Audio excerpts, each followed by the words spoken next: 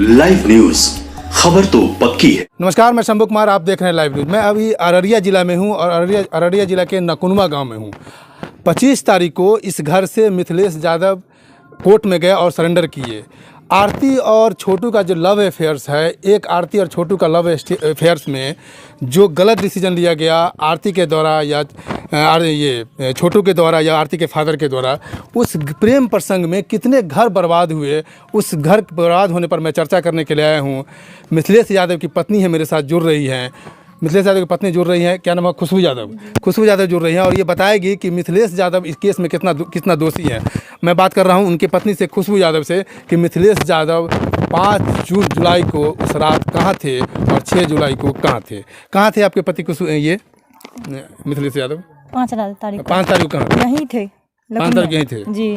तो ये आरती कैसे आपके पति को फंसाई हुई? ये आरती मेरा भाई फोन किया बड़े सवेरे 6-7 बजे, रविकांत जी फोन किया कि मुड़े जिया जी आइए यहाँ। तो ये मेरा कि भाभी और हमने में लड़ाई हुआ है, कि ननद भौजाई में लड़ाई हुआ है, आइए आप फैसला कर दीजिएगा। अच्छा, रविकांत फोन किया इनको, मिथिलेश जी को फोन किया कि आइए यहाँ पे भाभी और यही इसमें मीटर में हुआ है। बस यही तो बोला।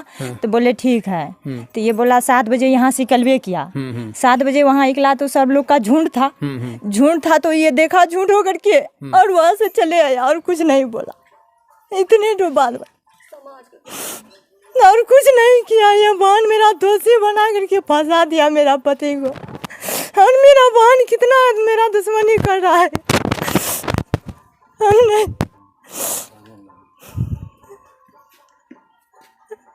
निर्दोष आदमी को फंसा दिया मेरा पति को सर।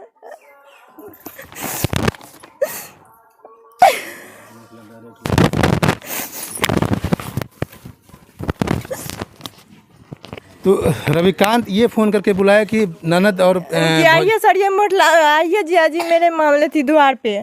सर फोन किया कि आइए जिया जी घर पे, कि कुछ मैटर है। तो ये बोला ठीक है हम जा रहे हैं। तो 7 बजे यहाँ से निकलवे के आइए। 7 बजे वहाँ निकला तो वहाँ देखा लोग सबके झुंड था तो वह घूर के घर आ गए, बस और कुछ नहीं हुआ। झुंड देकर के चले आए। देखिए वो झुंड देकर के इसलिए चले गए कि वहाँ का माहौल बहुत ही खराब था और उस परिवार से वो रिश्ता रख रहे थे, तो हो सकता था कि उनके ऊपर भी जानलेवा हमला हो सकती थी, इसलिए वो झुंड चढ़ के चले, इनके कथनानुसार। दूसरा नंबर ये है कि ये कह रहे हैं कि रात में मेरे साथ थे, और ये भी बोल रहे हैं कि रविकांत उनको फ़ोन करके बुलाता है कि ननद और भौजाई में झगड़ा हुआ है, इसलिए उनको बुलाया गया। कितना झूठ बरगलाया जा रहा है। मीडिया में ये चलाया जा रहा है खबर कि उनकी शादी विवाह को लेकर के उनको बुलाया जा रहा था।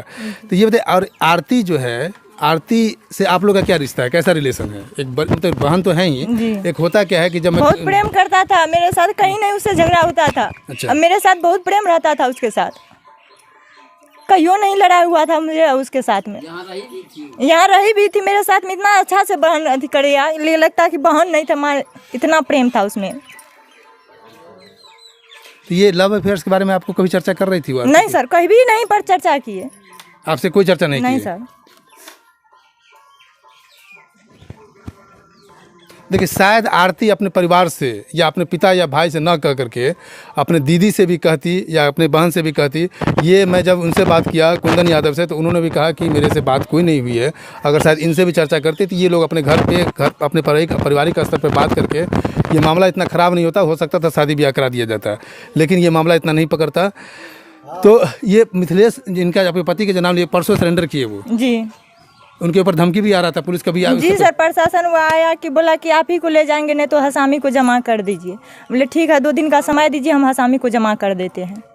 बस 2 दिन के बाद समय दिया और सोमवार को जाकर के यहाँ जमा कर दिया। जब ये घटना घटी उससे पहले मिथिलेश यादव वहाँ कभी गए थे? नहीं सर।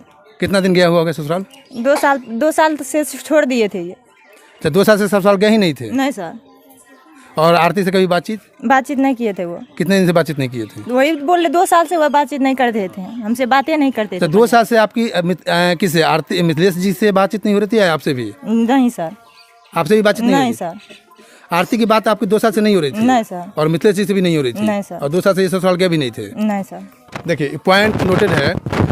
आरती से इनकी बातचीत नहीं हो रही थी 2 साल से, नंबर 1। दूसरा नंबर है 2 साल से मिथिलेश यादव से भी इनकी बातचीत नहीं हो रही थी आरती से।